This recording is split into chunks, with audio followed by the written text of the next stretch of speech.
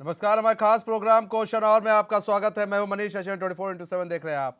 मुख्यमंत्री पुष्कर सिंह धामी ने राज्य में भर्ती परीक्षाओं में तेजी लाने के निर्देश दिए हैं।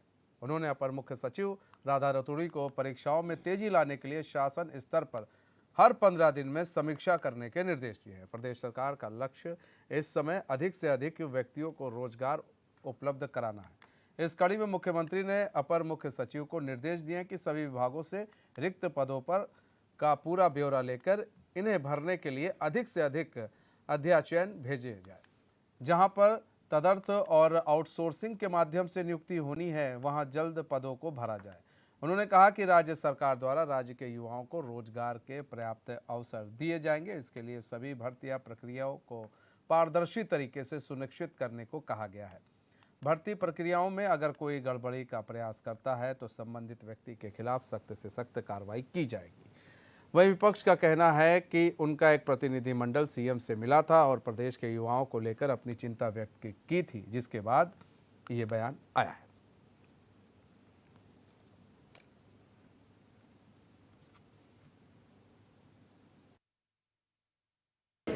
उसके लिए हमने तय किया है कि प्रत्येक 15 दिन पर 2 कार्यक्रम लगातार चलेंगे।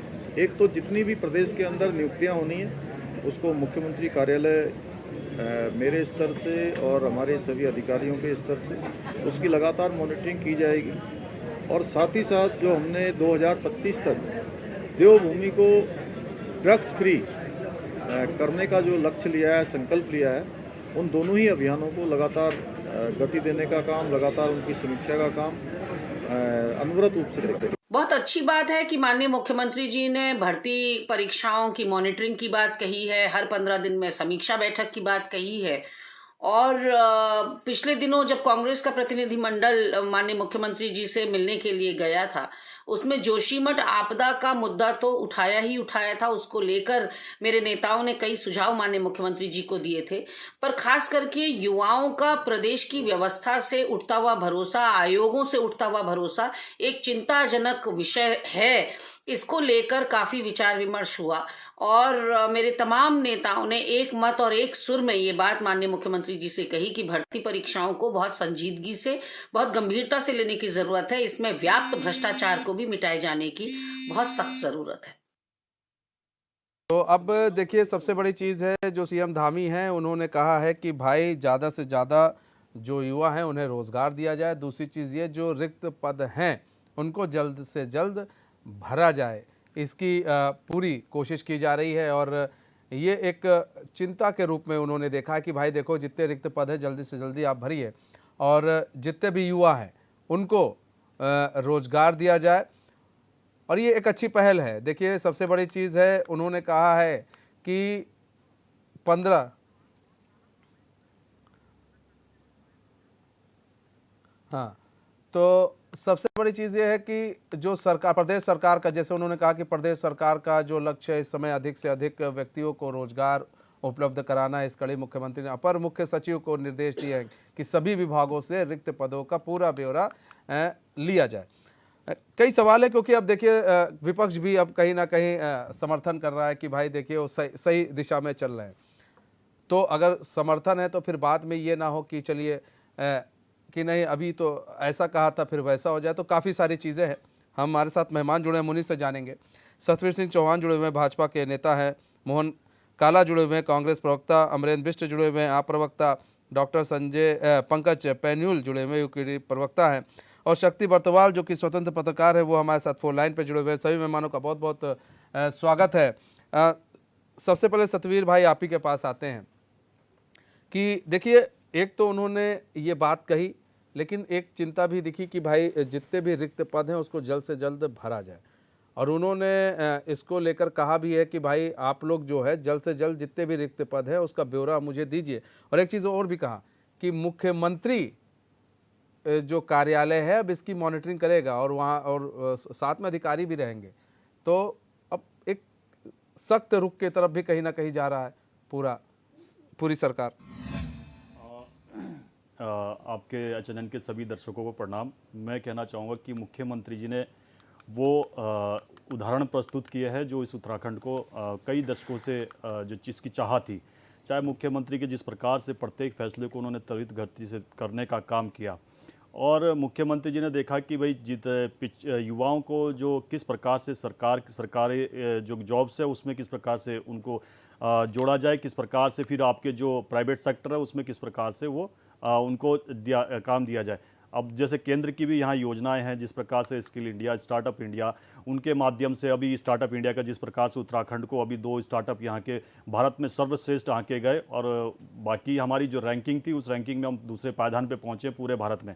दूसरा, मुख्यमंत्री जी का हमेशा फोकस रहा है कि उत्तराखंड के नौजवानों को किस प्रकार से रोजगार सृजन किया जाए। इसी को देखते हुए जिस प्रकार से यहाँ तमाम वो परिपाटी चली आ रही थी, उस परिपाटी को किस प्रकार से अंकुश लगाया जाए और किस प्रकार से उसको तोड़ा जाए, जो इसके अंदर सम्मिलित लोग थे, जो पिछले कई दशकों से चला आ रहा था।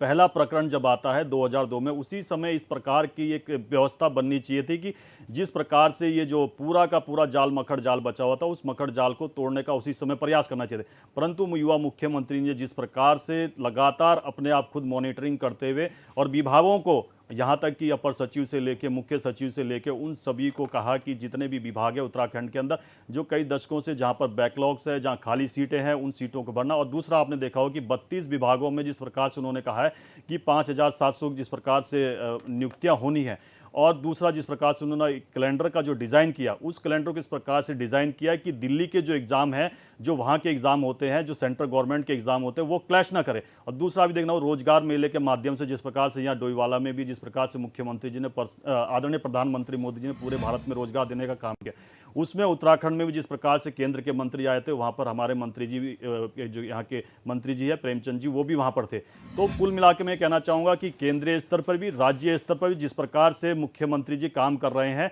उस प्रकार से युवाओं का जो भरोसा बढ़ा है, जो उनको एक आशाएं थी सरकार से कि किस प्रकार से हमें पहले जो एग्ज़ाम की डेट आ जाती थी, एग्ज़ाम नहीं होते थे, मगर आज एग्ज़ाम भी होते हैं। अगर एग्ज़ाम में गड़बड़ियां होती है तो उनको भी पकड़ा जाता है और सलाखों के पीछे पहुंचाया जाता है। और जिस प्रकार से उन्होंने कानून बनाने का काम किया, कानून बनाने के आगे कदम बढ़ाया, उन्होंने कैबिनेट की जो मीटिंग करी, जिस प्रकार से उन्होंने कहा कि अगर कोई इस प्रकार की गतिविधियां मिलती हैं तो उसके लिए उन्होंने कड़े कानून के प्रावधान के लिए आगे अध्यादेश लाए, चाहे वो उनका विवेकाधिकार है उसके, चाहे वो पूरा वहाँ पर जब विधानसभा आहूत होगी वहाँ पर लाएं। तो मुख्यमंत्री जी का स्पष्टता से है कि जो युवाओं की जो अपेक्षाएं, उन अपेक्षाओं पे खरा उतरते हुए उत्तराखंड के सर्वांगीण विकास में किस प्रकार से युवा आगे आ सकता है, उसके लिए लगातार काम कर रहे हैं। एक युवाओं की ये बात होगी, उसके साथ साथ तो बुजुर्गों के लिए और जिस प्रकार से महिलाओं के लिए, जिस प्रकार से उत्तराखंड के विकास के वो तमाम जो काम होने चाहिए, तो जो कई दशकों से रुके हुए तो उस पर भी काम कर रहे हैं। आपने देखा होगा परिसंपत्तियों का भी किस प्रकार से 95% तक तो उन्होंने हल निकाल दिया उसका। ठीक है सर। मोहन काला जी, अब कांग्रेस कहीं ना कहीं देखिए मुख्यमंत्री के कई फैसलों से अब संतुष्ट होने लगी है, तो मतलब ये समझा जाए कि एक सही दिशा की ओर काम कर रहे, जैसा कि आप लोग कहते हैं कि अगर सही दिशा की ओर काम करेंगे तो हम जो है उनका समर्थन करेंगे, हमें कोई दिक्कत नहीं। तो अब आप लोग को लग रहा है सही दिशा पर चल रही सरकार और काम हो रहा है आप लोग के मुताबिक? देखिए मनीष जी, देर आए दुरुस्त आए, ठीक है ना। पर अभी देखना ये होगा क्योंकि भारतीय जनता पार्टी की करनी और कथनी में कितना अंतर है, ये मेरे से बेहतर आप भी जानते होंगे, और प्रदेश भी इनकी करनी और कथनी से वाकिफ है। तो इसलिए आज जो उन्होंने फैसला लिया है, अब इस प्रदेश को 8.7% बेरोजगारी दर पर लाकर खड़ा कर और आज लाखों युवाओं को बेरोजगार कर आज आप मॉनिटरिंग की बात कर रहे हैं। अच्छी बात है कि चलिए मुख्यमंत्री जी जो है जागे, उन्हें लगा कि इस प्रदेश में जो है युवा जो है बेरोजगार है और अब जो है नौकरियों के या उनके रोजगार से संबंधित वो बात कर रहे हैं। और जिस तरीके से कांग्रेस के मुझसे पूर्व नेताओं ने भी कहा, हमारे जो प्रदेश की वरिष्ठ प्रवक्ता हैं जी गरिमा जी, जैसा उन्होंने भी अपने बयान में कहा है, और मैं भी कह रहा हूं कि अगर आप देर आए दुरुस्त आए, अगर आप इस तरह का फैसला लेते हैं तो क्योंकि हमारे नेता लगातार उत्तराखंड प्रदेश के जो जनहित के मुद्दे हैं, उन मुद्दों को लेकर लगातार जो है सरकार को जगाने का, सरकार को चेताने का कार्य कर रही है। और अब से कुछ दिन पूर्व हमारे पार्टी के तभी तमाम बड़े नेताओं ने जिस तरीके से प्रदेश के मुख्यमंत्री से मिलकर इस प्रदेश के चाहे वो बेरोजगार युवा हो, चाहे वो युवा हो जो कहीं ना कहीं पेपर लिख के धांधली से जिनका भविष्य जो है चौपट हुआ, उनकी बात को लेकर हो, चाहे वो जोशीमठ आपदा से पीड़ित परिवारों की बात हो, चाहे वो अनेक समस्याएं जो इस प्रदेश के लोगों की थी, उनको लेकर जो है लगातार जो है मुख्यमंत्री से मिले, अपनी बात को रखा। और आज और देखिए मनीष जी, मैं आपसे बताता हूँ कि आज उन्होंने इस बात की बात कही है।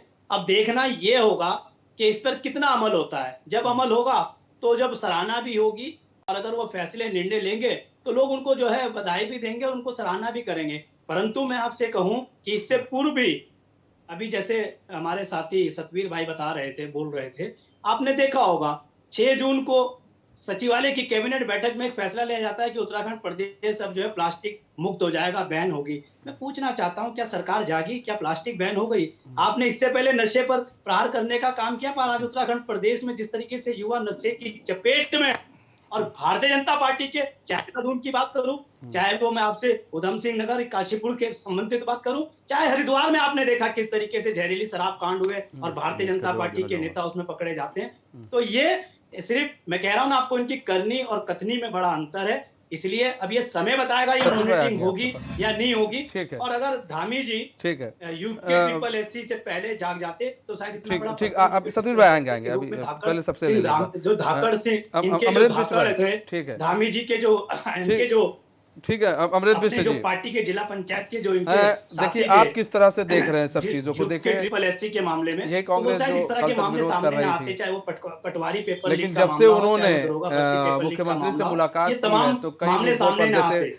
कल भी हमने देखा था हमारी बहस थी जोशीमठ को ही लेकर थी, फिर आज हम आए हैं युवाओं को लेकर, तो कहीं ना कहीं मतलब कांग्रेस सीएम के से मुलाकात किया सीएम से, फिर सीएम ने उनको समझाया, शायद अपनी नीति बताई और उनको समझ में आ रही है कि हाँ ठीक है हम देखना चाहते हैं, इसलिए अब कांग्रेस भी अभी अभी फिलहाल के लिए तो शांत है और कह रही है कि नहीं हम उनके काम से खुश हैं।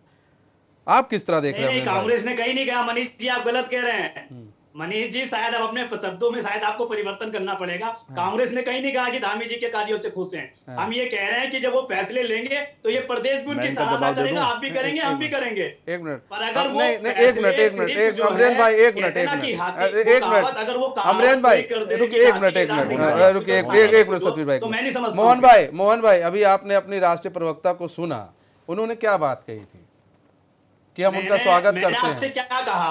हम उनका स्वागत करते हैं। मैं भी यही कह रहा हूँ कि हमारे तमाम नेता वही तो हम भी कह रहे हैं, कान ऐसे उल्टा पकड़ लीजिए, ऐसे पकड़ हरीश रावत का लीजिए, इन्होंने ट्वीट नहीं पढ़ा जरा, करीना देशों की इन्होंने बाइट नहीं सुनी इधर है। से पकड़ लीजिए चाहे उधर से पकड़ लीजिए मोहन भाई। अरे मोहन काला जी, मतलब मोहन भाई कान इधर से पकड़िए उधर से पकड़िए, ऐसा नहीं ना होता। अगर गरिमा दसोनी ठीक है, को हरीश रावत को सुन ठीक लेते है तो आपको ये ना बोलना अमरेंद्र भाई पड़ता। अमरेंद्र भाई आप किस तरह से देख रहे हैं सारी चीजों को? देखिए आपने पूछा कि कांग्रेस लगभग सरकार को समर्थन देती हुई नजर आ रही है, आपका सवाल था। देखिए कांग्रेस समर्थन दे, कांग्रेस विरोध करे, इससे बहुत फर्क पड़ने वाला नहीं है। जनता क्या सोचती है ये महत्वपूर्ण है। और जनता इस समय जहाँ तक, चूंकि आज विषय आपका जो ये सब्जेक्ट है इस बात को ले, भर्ती परीक्षाओं को लेकर के है, तो पूरा उत्तराखंड ही नहीं पूरी जो भारत है, पूरा जो देश है वो इस समय जान रहा है कि भर्ती परीक्षाओं में जो धांधली हो रही है उसमें उत्तराखंड की स्थिति क्या है और उत्तराखंड की सरकार कैसे घुटनों पर है इस समय। अब आप देखिएगा कि ये कहा जा रहा था कि धामी जी से पहले जो भर्तियां उनकी सरकारों में हुई है उनमें धांधलियां थी, धामी जी के समय नहीं हुई।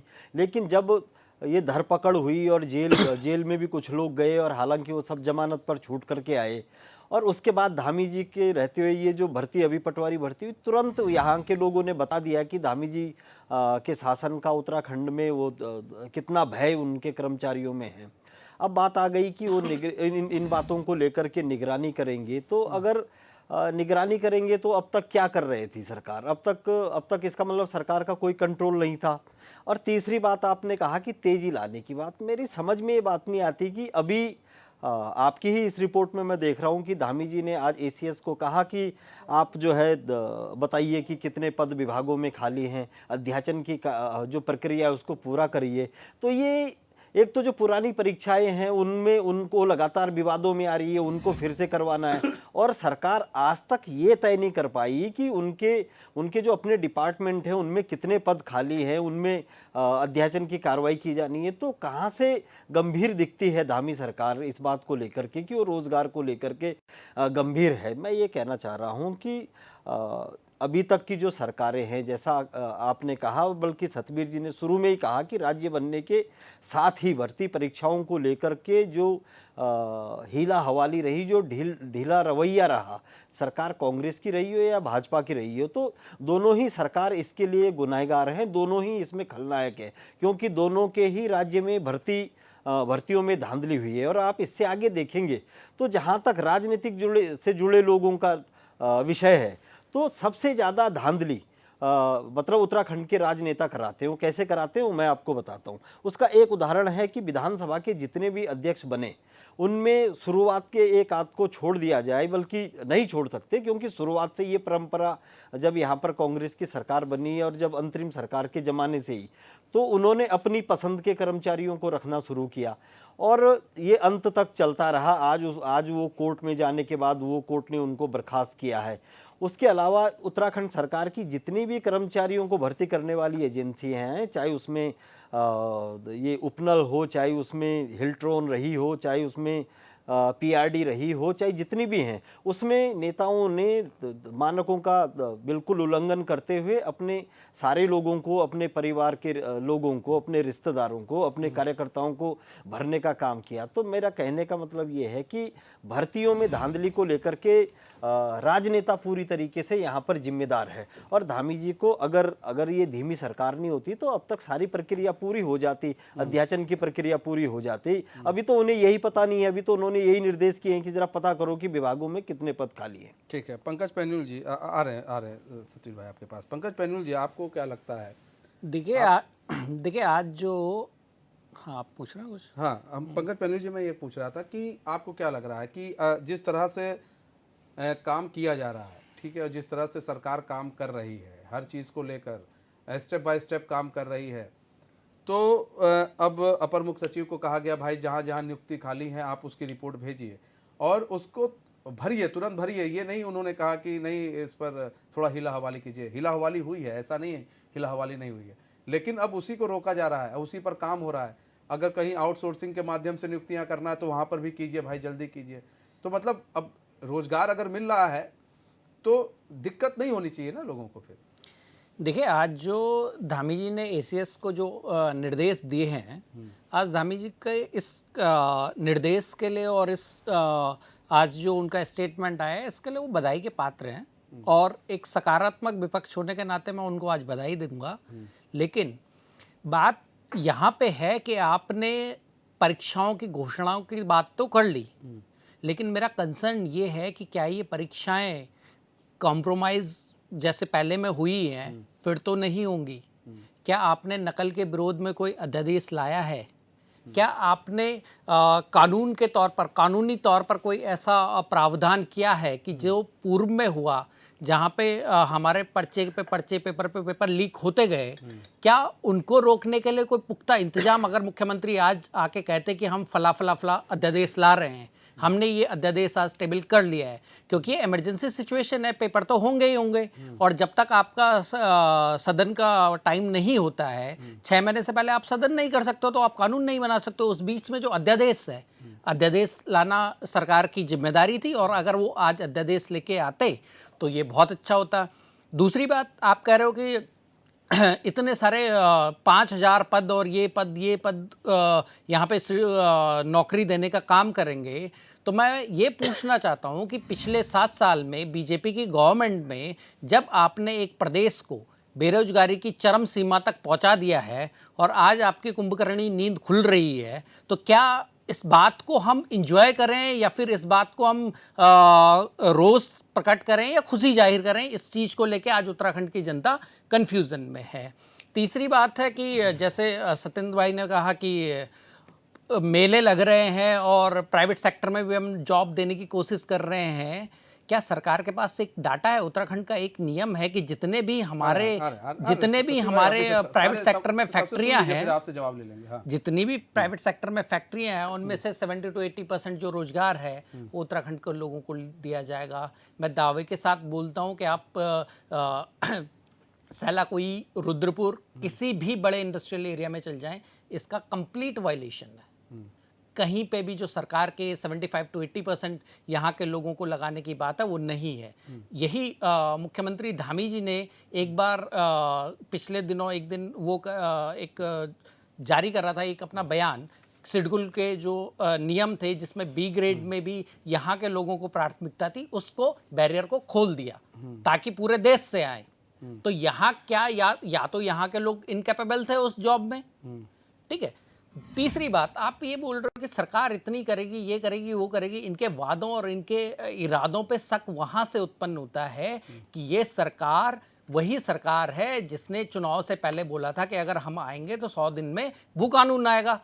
आज तक भू कानून का पता नहीं है, तो कैसे हम इन पे एतबार करें? ठीक है, शक्ति बर्तवाल जी स्वतंत्र पत्रकार हैं। शक्ति बर्तवाल जी, सबसे बड़ी चीज़ ये है, आप किस तरह से पूरी चीज़ों को देखते? देखिए अभी जहाँ एक तरफ तारीफ हो रही है वहीं एक तरफ आरोप भी लग रहे हैं, तो किस तरह से देख रहे हैं इस पूरे तस्वीर को? आप किस तरह से देख रहे हैं? देखिए मनीष, दो तीन चीजें हैं। एक तो सवाल इस बात का है कि आज समीक्षा बैठक की उन्होंने बात की और मुख्यमंत्री कार्यालय का उन्होंने कहा है कि हम मॉनिटरिंग करेंगे, इसमें जो कि भर्ती प्रक्रिया उसको तेजी लाए। और दुर्भाग्य इस बात का है कि मुख्यमंत्री जी 1 साल का कार्यकाल होने पर अब कह रहे हैं हम डेटा इकट्ठा करेंगे कि कितनी वैकेंसियां खाली है। तो अब सवाल ये है कि क्या अभी तक इनके पास ये डेटा नहीं पहुंच पाया है? भर्ती प्रक्रिया लगातार जो आपकी बाधित हो पा रही है। जितनी भी भर्तियां थी सारी भर्तियां भ्रष्टाचार की भेंट चढ़ चुकी है। 100 दिन में आप रोजगार देने वाले थे, 100 दिन में आप लोकायुक्त लाने वाले थे, 100 दिन में आप रोड बनाने वाले थे, 100 दिन में आप प्राइवेट कंपनियों के यहाँ जमेला लगाने वाले थे। तो कहाँ है वो रोजगार? और दूसरी बात, ऐसी कौन सी आवश्यकता मुख्यमंत्री जी को पड़ गई है कि वो ये कह रहे हैं कि खुद मैं स्वयं देखूंगा, स्वयं मेरे कार्यालय मॉनिटरिंग करेगा? तो इसका मतलब तो सारा ये हुआ कि जितना भी आपका सिस्टम था वो कोलैप्स हो चुका, खत्म हो चुका है। अब भरोसा नहीं है आपको अपने सिस्टम पे। तो एक मुख्यमंत्री लाचार साबित हो रहे हैं इस पूरे प्रकरण में। ऐसा इसमें बड़ी बड़ी तारीफ है, क्योंकि कांग्रेस को मुझे लगता है कि आम लोगों की आवाज से कोई लेना देना है नहीं। जिस तरीके से लगातार फोटो खिंचाना और फोटो सेशन में वो व्यस्त हैं, उससे ये साबित हो गया है कि जनता की आवाज अब जो है सत्ता में बिक चुकी है। लोग बड़े परेशान हैं, नौजवान सड़क पर है मान्यवर। इस बात को ध्यान रखना पड़ेगा और बीजेपी की पूरी जिम्मेदारी है ये। आपने दोबारा आप सत्ता में आए हैं और आपने वादा किया लोगों से, तो लोगों के अगर आप वोट ले रहे हैं तो इस बात का ध्यान रखा जाना चाहिए। दूसरी बात, अब वो कह रहे हैं कि मैं मॉनिटरिंग करूंगा, 15 दिन में ये पता लगेगा कि वैकेंसी तो निकल जाएंगी, वैकेंसी के पता लगेंगे, लेकिन वो जो वैकेंसी आप निकालेंगे वो पर्चा कौन भेज देगा, इसकी गारंटी क्या मुख्यमंत्री लेंगे? और अगर नहीं ले सकते, ना ही कोई मैकेनिज्म करते, तो मुख्यमंत्री को ईमानदारी से कहना चाहिए कि अगले 2 साल तक हम राज्य में कोई वैकेंसी नहीं दे पाएंगे क्योंकि हमारा सिस्टम खत्म हो चुका है। इसलिए आप अपने रोजगार की स्वयं व्यवस्था करें। ये अच्छा होता, ये ज्यादा अच्छा मैसेज होता, क्योंकि आप भरोसा और सिर्फ भरोसा दे रहे हैं, सिस्टम नहीं दे पा रहे हैं। सिस्टम देना का काम तो सरकार का है, उसमें आप और हम तो कुछ नहीं कर सकते। ठीक है शक्ति, कब आप जनरेट चर्चा हमारी जारी है और कई सवाल हैं, उन सवालों का जवाब सतवीर सिंह चौहान भाई अब आप दीजिए। 4 लोग, 4 कई सवाल हैं, जल्दी से जवाब दे दीजिए सतवीर भाई। मनीष जी, मैं आपके इस चैनल के माध्यम से उन सभी आपके दर्शकों को वो सच्चाई पहुंचाना चाहता हूं जिससे ये सब आंखें मूंदे पड़े हैं। मैं कहना चाहूँगा कि इसलिए पिछली सरकार में हरीश रावत जी, जो कि इस प्रदेश के मुखिया रहे हैं, उन्होंने कहा था कि जो भाजपा की सरकार है उसमें 32 नौकरियां भी लगी होगी तो मैं संन्यास दे दूंगा राजनीति से। उस समय जो लीडर ऑफ हाउस थे उस समय मदन कौशिक थे। उन्होंने वहाँ पटल पे, वहाँ तो जो फैक्ट रखे जाते हैं वो तो संवैधानिक रूप से रखे जाते हैं। 8 लाख का उन्होंने वहाँ पर ब्यौरा दिया था कि, और प्रत्येक विभाग से लेके प्राइवेट सेक्टर से लेके गवर्नमेंट सेक्टर तक दिया था।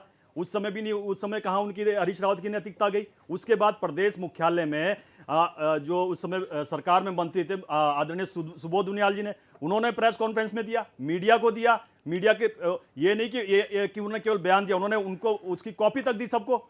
आप बता दीजिए इनकी नैतिकता उस समय कहाँ चली गई थी? क्योंकि इनकी आंखें, वो धृतराष्ट्र की आंखें, वो नहीं देख सकती है। वो क्या आपने देखा होगा कि प्रकरण जब जिस किस प्रकार से मुख्यमंत्री कार्यालय में प्रकरण हुए थे भ्रष्टाचार के, कह रहे थे कि मैं भी खाता हूं तुम भी खाओ, मेरी भ्रष्टाचार की आंखें मुझे 10 जनपद तक पहुंचाना है, तब कहां चली गई इनकी नैतिकता?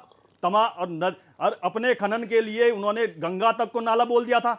अब आज उसकी क्षमा याचना मांग रहे हैं कि 2-2 बार सरकार से चले गए।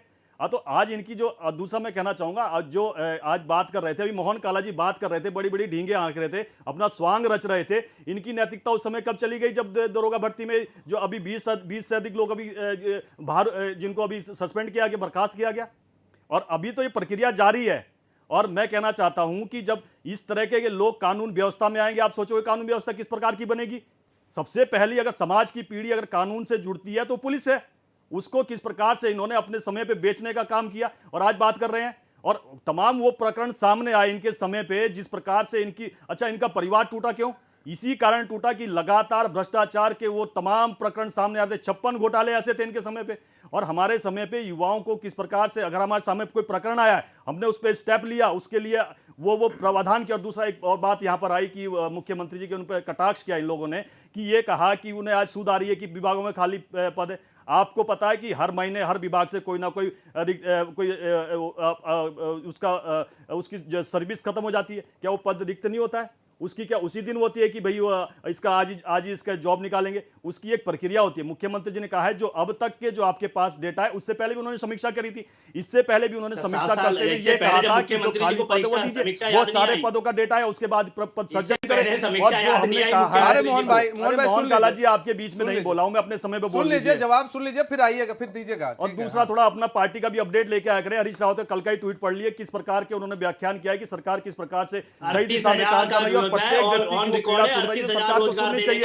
और तमाम जो काम नहीं करती कांग्रेस। मोहन काला जी मैं आपके बीच में नहीं बोला, फिर मैं सारी की सारी आपकी जो सारी कलाई है वो सारी कलाई खोल दूंगा। 8 लाख कह रहे हैं, आप आइए ना। हरीश रावत जी ने कहा था, चैलेंज किया था जनता के बीच में, आइए। हरीश रावत को इतना चैलेंज कर दिया जनता ने। पहला मुख्यमंत्री है, 2-2 सीट से लड़ता है, दोनों सीटों पे हारता है।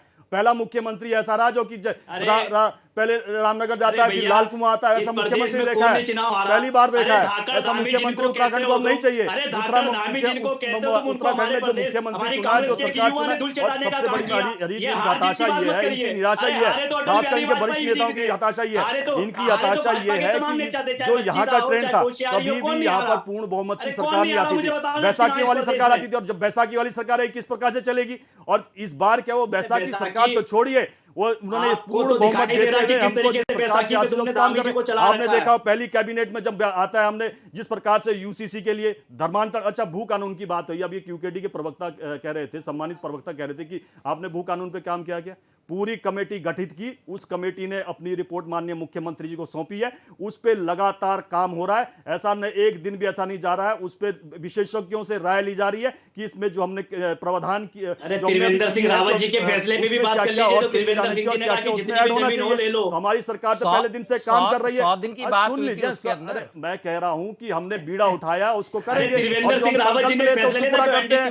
और दूसरा कहना चाहूंगा, अरे मोहन काला जी शांत हो जाइए, दायरा बनाया था, उसको मोहन काला जी शांत हो जाइए। आपके वो अच्छा दूसरा भी एक बात कर रहे थे, मोहन काला जी शराब की बात कर रहे थे। हरीश रावत के समय पे, केवल हरीश रावत के कहने से, आपके पटल पे कह रहा हूँ, पूर्ण सत्यता के साथ कह रहा हूँ, केवल एक दारू बिकती थी और डेनिस बिकती थी, वो भी केवल हरीश रावत के नाम से। और पूरे उत्तराखंड में केवल उत्तराखंड में चलती नहीं थी, अन्य जो राज्य थे वहां भी चलती थी। हरीश रावत के नाम से डेनिस दारू चलती है। अब बताइए मोहन काला जी उसमें कितना यूपी सरकार को राज्य को जो राजस्व राज्य आना चाहिए था, वो राजस्व तो सारा हरीश रावत के हाथ चला गया। और हरीश रावत हर बार जब दिल्ली जाते थे, मोहन काला जी, अरे मोहन काला जी क्या बोलेंगे? इनके तो इतने प्रकरण। एक मिनट सत्यवीर भाई, एक मिनट। मोहन काला जी देखिए, सुनिए, भ्रष्टाचार आपके समय में भी हुआ। अरे चरम पर भ्रष्टाचार, एक मिनट सत्यवीर भाई, आकंठ में डूबे हुए थे भ्रष्टाचार में। मोहन भाई, भ्रष्टाचार ऐसा नहीं था कि जब आपकी सरकार थी तो नहीं था। मुख्यमंत्री कार्यालय को भ्रष्टाचार केंद्र बनाया। अरे किसी एक को जेल भेज दिया 7 साल में। हाँ, आपके समय में भी। अरे भाई मेरा सवाल है, आपके माध्यम से आज लालू प्रसाद यादव के 21 साल के बाद सजा होती है, हम कभी भी न्यायिक प्रणाली को लालू प्रसाद। दूसरा भ्रष्टाचार की बात कर रहे हैं,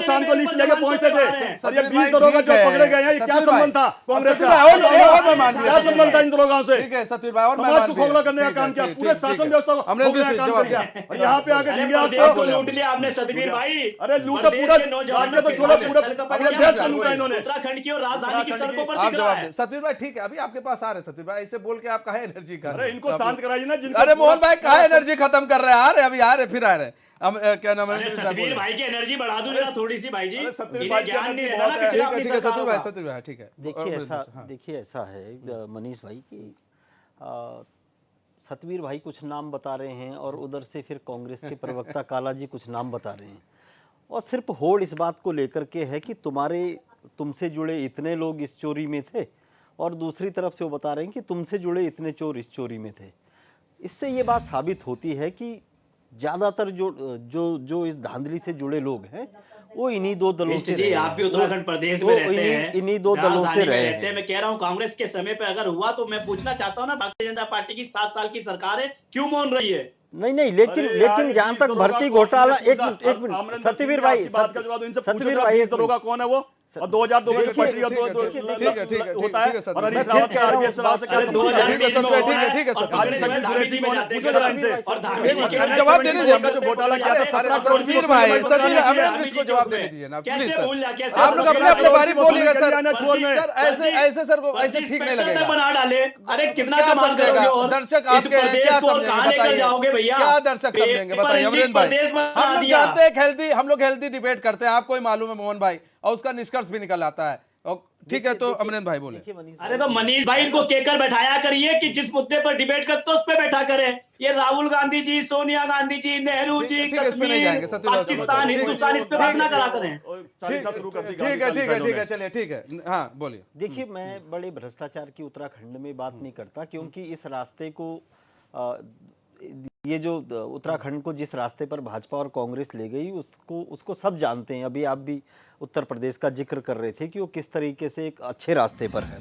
मैं ये कहना चाह रहा हूँ कि अगर हम सिर्फ नौकरियों की बात करें तो भाजपा और कांग्रेस एक दूसरे को दोषी ठहरा रही है, जबकि सच ये है कि भाजपा के शासनकाल में भी और कांग्रेस के शासनकाल में भी जबरदस्त धांधलियां हुई है, और जो अब लगभग बाहर आ रही है। अब चूंकि एक भर्ती परीक्षा की जांच शुरू हुई तो उसके बाद परत दर परत खुल रही हैं, तो सारी भर्तियों में लगभग सारी भर्तियों में धांधली नजर आने लग गई है। तो इस बात को तो समझ ही सकते हैं कि चाहे कांग्रेस की सरकार की भी भर्तियां और भारतीय जनता पार्टी के समय की भी भर्तियां, वो बिल्कुल साफ भर्तियां नहीं हुई है। और ताज़ा भर्ती तो अभी देख लीजिए कि अभी 15 दिन पहले एक भर्ती हुई है, और उसी में मतलब 3 दिन में ही पता चल गया कि ये भर्ती भी जो है इसमें भी धांधली हो गई। तो धांधली रोकने को लेकर के सारी सरकारें जो है असफल रही। आपने कहा कि सीएम धामी जी अब खुद कंट्रोल कर रहे हैं, अब तक वो अधिकारियों के हाथ में कंट्रोल था, तो ठीक है। हम तो ये कह रहे हैं कि सीएम धामी जी चूंकि मुख्यमंत्री हैं धामी जी, तो पूरे प्रदेश के विभागों पर, अधिकारियों पर, लोगों पर उनका कंट्रोल रहना ही चाहिए। तो अगर वो भर्ती परीक्षाओं को लेकर के वास्तव में ईमानदारी से ऐसा नियंत्रण कर पाते हैं कि इनमें धांधली ना हो, तो जो गरीब बालक जो बहुत दूर पहाड़ से यहाँ देहरादून और बड़े महानगरों में आकर के तैयारी कर रहा है, और उसके साथ न्याय अगर धामी जी की इस कोशिश से हो सकता है तो हम इसका स्वागत करेंगे। लेकिन जहाँ तक ये पूरी कवायद है, मैं दावे के साथ कह सकता हूँ कि ये राजनीतिक प्रयास हैं। अगर इसमें थोड़ी सी भी ईमानदारी होती तो अब तक जिन परीक्षाओं में धामी जी के रहते ही बहुत सारी परीक्षाएं हो गई, उनमें कैसे फिर धांधली पाई गई? ठीक है। नहीं तो यहाँ पर ये है ना, अब ये देखिए कि एक चोर इतना बड़ा कुछ ज्यादा ही उसके पास दिमाग हो गया। अब देखिए चोर पहले ये था कि एक दिक्कत इस समय पटवारी भर्ती वाली बात अगर आप देखेंगे, मैं बता रहा हूँ पटवारी भर्ती, नहीं मैं खत्म कर दे रहा हूँ, खत्म करने फिर आते वाले मामले में अगर आप देखेंगे तो उससे ठीक पहले तो सारे चोर पकड़ लिए गए, वो चाहे किसी भी पार्टी के थे या पार्टी से नहीं थे, सब पकड़ लिए गए। लेकिन इतना दुस्साहस कैसे हो गया कि तुरंत एक भर्ती डर नहीं है, इन लोगों को खौफ होना बहुत जरूरी है। सतवीर भाई जल्दी से जवाब दें, 5-10 सेकंड, क्योंकि हम कई और भी मेहमान है, पंकज पन्नूर के पास भी जाना है, 10 सेकंड में जवाब दें। 22 साल इस राज्य को बन के हो गया अमीर जी, आप बता दीजिए 8 तारीख को परीक्षा होती है, 12 तारीख को गिरफ्तारी हो जाती है। आप एक प्रकरण बता दीजिए, इतनी मुस्तैद सरकार थी, एजेंसियों को काम करने की स्वतंत्रता दी, उनको आज इस प्रकार से नहीं कहा कि जब सुप्रीम कोर्ट को यह कहना पड़े कि सीबीआई पिंजरे का तोता है, एक बार भी। और तमाम वो अच्छा यूकेएसएससी के लिए भी किस प्रकार से माननीय हाई कोर्ट ने किस प्रकार से लताड़ लगाई कांग्रेस को, वहां जाके किस प्रकार से स्वांग कर रही थी, वहां पे कहा कि जो जिस प्रकार से फंक्शनिंग यहां की गवर्नमेंट कर रही है बहुत सही दिशा में काम कर रही है। और अच्छा ये बता दीजिए इससे पहले किसी पे भी गैंगस्टर एक्ट लगा हो किसी की सरकार में? हमने 22 लोगों पर गैंगस्टर एक्ट लगाया है। और ये बताइए कि उनकी संपत्ति तक तो मटिया पलीत कर दिया है। और आने वाले जो कानून बनने जा रहा है, जिस पर चाहे अध्यादेश है चाहे वो विधानसभा क्या है, जब वो कानून बनेगा वो आने वाली 10 पीढ़ियां होगी जिनकी रूह कांपेगी, उनको समझ में आएगा कि किस प्रकार से सरकार अगर अपने उस पे आती है और काम करती है तो किस प्रकार से काम करती है। पंकज पन्नूर जी आपसे 2 चीज समझना चाहेंगे। हम ये समझना चाहेंगे, देखिए बात हो रही है कि यहाँ के लोगों को नौकरी और बाहर के लोगों को नौकरी, अच्छा, एक चीज़ हम आपसे समझना चाहेंगे कि क्या यहाँ के लोग बाहर जाकर नौकरी नहीं करते हैं, पहले ये जानना चाहेंगे। दूसरी चीज़ ये, अगर बाहर के लोगों के यहाँ पर अगर आते हैं, अगर वो काम करते हैं, तो फिर दिक्कत कहाँ आ रही है? दूसरी चीज़ ये, पंकज प्रभु जी आ रहे हैं, दूसरी चीज़ ये कि अभी जैसा कि अभी सतवीर जी भी बोल रहे हैं कि मतलब जिस तरह से अगर घोटाले हो रहे हैं तो सख्त कार्रवाई हो रही है, गैंगस्टर एक्ट, जैसा कि अभी अमरेंद्र भाई कह रहे थे कि कई लोगों पर गैंगस्टर एक्ट कई पहले भी लगा है, राजनीतिक लोग पहले से ही लेकिन गैंगस्टर इसमें एक के चीज विरुद्ध है। लेकिन किसी की संपत्ति जब्त नहीं होती थी। आज संपत्तियों पर भी सीधा प्रहार किया जा रहा है। तो एक डर, मतलब एक कहा जा रहा है कि एक डर हो, लेकिन ये डर लोगों पे आ नहीं रहा। हो सकता है और कड़ाई की जरूरत है, और वो कड़ाई अगर हो जाए तो शायद इस तरह की जो चीजें निकलकर सामने आ रही है ना, ये अभी नहीं, आने वाली कोई भी सरकार आती है तो उनके लिए भी सही हो जाएगा। देखिए मनीष भाई, पहला आपका जो क्वेश्चन था कि नौकरियों पे यहाँ के लोग और बाहर के लोग, क्या यहाँ के लोग बाहर नहीं जाते हैं या बाहर के लोग यहाँ नहीं आते हैं? ठीक है, सबसे पहले हमें इस बात को लेके ये समझना पड़ेगा कि उत्तराखंड बना क्यों था। हमें उसकी जड़ों में जाना पड़ेगा, क्योंकि जब यूपी के टाइम पे पर्वतीय जो 9 जिले थे, उन जिलों को पिछड़ापन झेलना पड़ रहा था और रोजगार के लिए हमारे साथ भेदभाव हो रहा था, हमारी बातें यूपी की संसद में सही से नहीं रखी जा रही थी, शिक्षण संस्थाएं यहाँ पे नहीं खोली जा रही थी, ये एरिया लगातार पिछड़ता जा रहा था। इसलिए यहाँ के लोगों को, यहाँ के सामाजिक न्याय दिलाने के लिए यहाँ के लोगों को, और जो वो पिछड़ेपन से आगे बढ़ाने के लिए ये राज्य का गठन हुआ था। ठीक है, इस राज्य के गठन में 50 शहादतें गई हैं। ठीक है, 50 शहादतें अगर यहाँ राज्य से गई हैं, और ये उत्तराखंड अकेला राज्य नहीं है जहाँ पे यहाँ की नौकरियों और बाहर की नौकरियों की डिबेट हो रही है। ये नॉर्थ ईस्ट में आप चले जाएं, हिमाचल में आप चले जाएं, आप इवन 371A के अंदर गुजरात भी आता है। गुजरात के भी अपने को स्पेशल राइट है। गुजरात तो आपको कॉन्स्टिट्यूशन से राज्य मिला था, 6 राज्य है, 371A से लेके H तक है।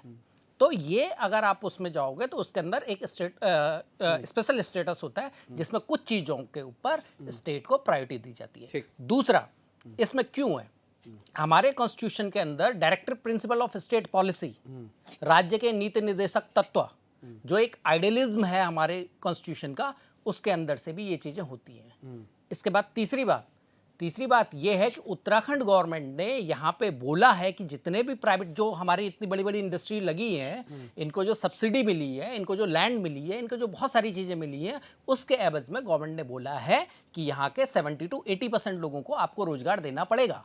टाटा को 2-3-4 रुपए में हमने उसको लैंड उपलब्ध कराई है, बजाज को कराई है, बहुत सारी ऐसी बड़ी बड़ी इंडस्ट्रियां हैं, मीडियम स्केल की इंडस्ट्रियां हैं और हैवी इंडस्ट्रियां हैं जिनको लैंड दी गई है। तो इस वजह से वो उत्तराखंड के युवाओं का अधिकार है, और इस अधिकार पर कुठाराघात करने में अभी यूकेपीसीएस में जो महिला आरक्षण को लेके बात हुई थी, उसकी वजह से ये चीजें उठी थी। ठीक है, अब आपके दूसरे क्वेश्चन पे आता हूं कि सरकार इतने कदम उठा रही है, गैंगस्टर एक्ट लग रहे हैं, संपत्तियां जब्त हो रही हैं। मनीष भाई, आप पत्रकार हैं और मैं आपकी जानकारी के लिए एक चीज़ बता दूं, और आप अपने सोर्सेज से कंफर्म कर लें कि जो ऑनलाइन परीक्षा का कंपनी का मालिक था, उसको जमानत मिल गई है यूकेएसएससी वाले मैटर में। तो अब कितना सिंसियर और कितना उससे सरकार काम कर, केवल एक हाकम सिंह को छोड़ के 95% लोग को मिल गई, 95% लोगों को जमानत मिल चुकी है। इसमें तो कोर्ट की बात है ना। देखो कोर्ट की बात नहीं, देखो गैंगस्टर एक्ट में इतनी जल्दी नहीं होता है, 6 महीने का ट्रिब्यून में जाता है। गैंगस्टर एक्ट के बाद हम लोग 3 जाएंगे महीने का नहीं। ट्रिब्यून एक में मिनट जाता है। आते हैं, ठीक है। शक्ति बरतवाल जी, सबसे बड़ी चीज है कि देखिए, जिस तरह से आपने भी कई सवाल उठाए, जवाब भी दिए सतवीर सिंह जी ने, तो एक चीज और है शक्ति बरतवाल जी की, जो सरकार है, अगर सरकार कुछ बेहतर करना चाह रही है या फिर कर रही है, या फिर जैसा कि सतवीर सिंह जी ने कहा कि पर डे कुछ कोई ना कोई तो ऐसा होता है जो रिटायर हो जाता है, तो उसको लेकर ये डाटा मांगा गया है। शक्ति बरतवाल जी, लगता है शक्ति बरतवाल जी से हमारा संपर्क टूट गया। सतवीर भाई जवाब दीजिए जल्दी से। पहले तो मैं यूकेडी के प्रवक्ता को कहना चाहता हूँ, 2 सरकारों में ये भी रहे, आप बता दीजिए कोई कदम उठाया हो। आज कहने को बड़ा आसान होता है जब सरकार में नहीं है। हम तो सरकार में रह के जिस प्रकार से सरकार को अपने कर्तव्य धर्म का पालन करना चाहिए कर रही है। और आपको फिर क्या किस प्रकार से राजनीतिक तांडव मचाया जाता है वो यहाँ पर दिख गया। एक भी जिसके ऊपर गैंगस्टर एक्ट लगा है वो बाहर नहीं है, सारे के सारे गैंगस्टर एक्ट वाले अंदर है। और दूसरा मैं कहना चाहता हूं कि यहाँ पर जिस इन्होंने राज्य की बात करी कि 50 लोगों से अधिक लोग यहाँ पर हमारे जो नागरिक थे उन्होंने अपना बलिदान दिया इस राज्य के लिए, मगर इस राज्य की मांग को किसने समझा? इतने वर्षों से लड़ाई चल रही, 70 के दशक से लड़ाई चल रही थी, जाते जाते 2000 हो गया। और आप बता दीजिए कि इस मांग को कौन समझता है? श्रद्धेय अटल बिहारी वाजपेयी। और मैं बता दूं उस समय 3 राज्य बने, एक हमारा राज्य बना, छत्तीसगढ़ बना और झारखंड बना, एक भी गोली नहीं चढ़ी। और जब तेलंगाना राज्य बनता है किस प्रकार से संसद भवन के अंदर किस प्रकार से काला दिवस होता है, पूरे के पूरे कैमरे बंद कर दिए जाते हैं, दरवाजे बंद कर दिए जाते हैं, पहली बार होता। और किस प्रकार से तेलंगाना का बंटवारा होता है, खून खराबा होता है कई महीनों तक। मगर हमारी सरकार थी, अब हम तो कहते हैं कि कानून को काम करने दीजिए। कानून ऐसे काम करता है कि परिंदा भी पर नहीं मार पाएगा। आप देख लीजिए कि राम मंदिर बनता है, जो कहते थे कि खून की नदियां बह जाएगी, आप बताइए 1 सेकंड के लिए भी कुछ वहां तांडव हुआ होगा? ठीक है, हमारी शासन व्यवस्था वो शासन व्यवस्था है जिसके लिए हम कर सकते थे कि जी यहाँ पर हर किसी को न्याय मिलना चाहिए और शासन शक्ति बरतवाल जी, एक शक्ति बरतवाल जी, देखिए सबसे बड़ी चीज ये है कि किसी भी है, मतलब जहां पर बीजेपी राज्य शासित कोई भी होगा, कोई भी राज्य है, तो वहां पर केंद्र की बड़ी पैनी नजर रहती है, क्योंकि केंद्र भी वहां पर अपनी नजर रखता है। और अगर कुछ ऐसा होता है तो जवाब तलब किया जाता है। आपने देखा होगा जिस तरह से भर्ती घोटाले हुए तो केंद्र ने जवाब तलब किया यहाँ के लोगों से, भाई क्या हो रहा है। उन्होंने भी जो अपने जवाब दिए होंगे, तो कहीं ना कहीं उसके बाद केंद्र भी सख्त हुआ और यहाँ राज्य भी सख्त हो रहा है, राज्य की सरकार भी सख्त हो रही है कि नहीं, अगर कुछ होगा तो अब की बार एक ऐसा नजीर पेश कर देंगे जो कोई किसी ने सोचा नहीं होगा। शक्ति बरतवाल जी, निश्चित रूप से उम्मीद तो यही की जा रही है, उम्मीद भी यही की जानी चाहिए, लेकिन सवाल ये है कि रिजल्ट जो दिख रहा है लोगों के पास में और जो लोगों की जो भावना है वो बिल्कुल इसके उलट है। और ये बिल्कुल कहना कि ये हम ये कर देंगे वो कर देंगे, अच्छी बात है, बीजेपी को मैंडेट मिला है, लोगों ने भरोसा किया है इस बीजेपी को, तो मानना पड़ेगा। और ये आपको भी मानना पड़ेगा, हमको भी मानना पड़ेगा। सतबीर जी जो बात कह रहे हैं वो थोड़ा सा हट कर बात कह रहे हैं, सच्चाई से परे बात कर रहे हैं। सवाल इस बात का है कि क्या भर्ती प्रक्रिया में लगातार पर्चे लीक हो रहे हैं कि नहीं हो रहे हैं। आपने अग्नि सेन आयोग से कहा कि हम पेपर सीधे लोकसभा आयोग से करवाएंगे, हरिद्वार पेपर कराएगा और ट्रांसपेरेंसी तरीके से होगा। वहाँ के सेक्शन अफसर ने जो अति गोपनीय में जिसकी ड्यूटी है वही पर्चा लीक करता है, तो ये किसकी जिम्मेदारी है? ये हम लोग की जिम्मेदारी तो नहीं है। क्या सरकार का तंत्र नहीं जागा था? इंटेलिजेंस सरकार के पास है, LIU सरकार के पास है, पूरा पुलिस प्रशासन सरकार के पास है, तो क्या ये सब सो रहे थे जब ये पर्चा लीक हो रहा था? तो ये जवाब तो सरकार को ही देना है। फाइनल कमेंट ले रहे हैं। अब सवाल इस बात का है कि मुख्यमंत्री जी ने जो पहल की है, इस पहल का स्वागत कर रहे हैं, सभी लोग स्वागत कर रहे हैं, लेकिन कहीं ऐसा ना हो कि हर एक चीज पहल बनकर रह जाए और बीजेपी के पहल ना बने, मतलब जमीनी स्तर पर काम हो।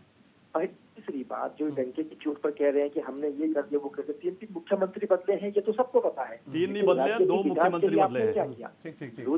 नौजवानों के रोजगार के लिए आप ठीक है सर, समय कम है सर, शक्ति भाई समय कम है। मोहन काला जी, देखिए सबसे बड़ी चीज है कि अगर एक सख्त कानून की तरफ सरकार बढ़ रही है और हिदायत दे रही है कि भैया अब मत करना, और आपको भी मालूम है कि अगर 10 लोगों को हम साथ में रखते हैं, अब एक चोर निकल जाए तो उसमें कोई कुछ नहीं कर सकता, ये सबके साथ है। ये आप भी मानते हैं कि नहीं मानते हैं? और लेकिन उस पर अगर कार्रवाई होती है तो फिर तब तो संतुष्टि होनी चाहिए। नहीं, कार्रवाई नहीं होती तो शायद एक बार आप कह सकते थे, लेकिन कार्रवाई हो रही तो संतुष्टि होनी चाहिए। मोहन काला जी जल्दी से सर। आप कार्यवाही किस पे कार्यवाही की बात कर रहे हैं? कार्यवाही की आड़ में बचाने का काम जो है सरकार करती है। और आज आप ये जो प्रकरण आप जिस तरीके से देख रहे हैं, अभी आप ही ने कहा ना कि कदम उठाने के बावजूद भी कहीं ना कहीं वो भय नहीं बन पा रहा है। वो भय इसलिए नहीं बन पा रहा है क्योंकि जिस तरीके से अधिकारियों के तबादले हो जाते हैं जब कार्यवाही की बात होती है, और जब अधिकारी, अब एक अधिकारी जब खुलेआम ये कहे कि सफेद पोस्ट लोग मुझे दबाव में ले रहे हैं और मेरे को जो है हमें जो है इस तरीके से दबाव में लिया जा रहा है, तो आप समझ सकते हैं कि जल्दी से बात कर रहे हैं। मतलब दबाव कैसे बनेगा? देखिए अभी सतबीर भाई जी ने 3 राज्य गिनवाए। ठीक है मोहन भाई, समय कम है। मोहन भाई गिनवाए। मैं पूछना चाहता हूं कि मोहन भाई सतबीर भाई 5 सेकंड है, जल्दी से जवाब जल्दी से। इनके समय पे वो तमाम प्रकरण अब सामने उजागर हो रहे हैं। RGS राव तो किस प्रकार से प्रोटेक्शन था वो सबने देखा। दूसरा मैं कहना चाहता हूँ, जॉब से रिलेटेड बात कहना चाहता हूँ, 5 सेकंड मैं कहना चाहता हूँ जिस प्रकार से महाराष्ट्र टेक्सटाइल में और गुजरात अपने हीरा व्यापार में, उत्तराखंड में किसके लिए सबसे ज्यादा जॉब क्रिएशन है? उत्तराखंड में फार्मास्यूटिकल सबसे ज्यादा जॉब क्रिएशन करता है। मुख्यमंत्री जी से चिंता व्यतीत करी और केंद्र में गए और वहां पर कहा कि यहाँ पर आप लगाइए फैक्ट्री। ठीक है, सभी मेहमानों का बहुत बहुत धन्यवाद। ठीक है, सभी मेहमानों को बहुत बहुत धन्यवाद, आप हमारे साथ जुड़े और अपना बहुमूल्य समय आपने हमें दिया। तो कहीं ना कहीं देखिए, सबसे बड़ी चीज़ है कि सीएम धामी ने साफ साफ कहा है कि जो भाई अगर आउटसोर्सिंग के माध्यम से नियुक्तियां होनी है जल्दी करो, और अगर आपको लगता है कि जो जहां जहां नियुक्ति खाली हैं उन्हें भी हमें बताइए और जल्दी से वहां पर नियुक्ति की जाए। तो कहीं ना कहीं सरकार सचेत हो गई है कि युवाओं को जल्द से जल्द रोजगार दिया जाए। बहरहाल हमारे इस खास प्रोग्राम में बस इतना ही है। मुझे दीजिए इजाजत। तो खबरों के साथ बने रहने के लिए देखते रहिए चैन न्यूज़। नमस्कार।